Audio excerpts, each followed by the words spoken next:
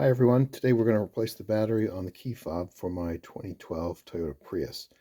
Last couple days I noticed that it took many presses of the unlock button to get the car to open. And if you'll notice, when I press the unlock button or the lock button, this little red light does not light up. So that's the signal that it's time to remove your battery. And of course the signal is you can't open your car.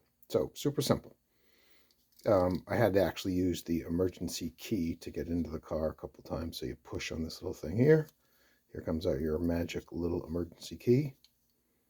You put it in the slot here and give it a little pry, and this thing magically opens.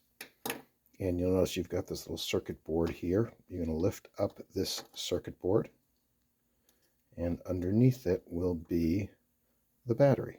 So there's the battery.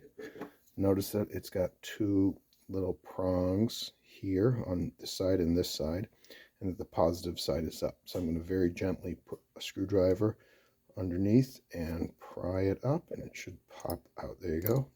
Pops out.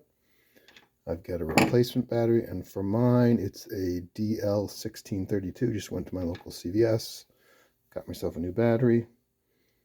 I put it in first underneath those two prongs, and then, no, I can do it the other way actually. I'm going to put it in these little copper contacts first, then push it in, ready to go.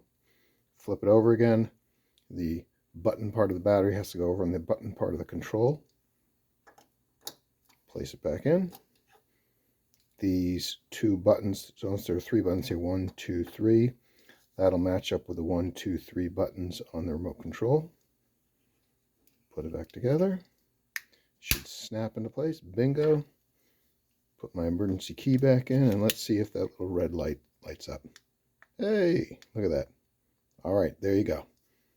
Done.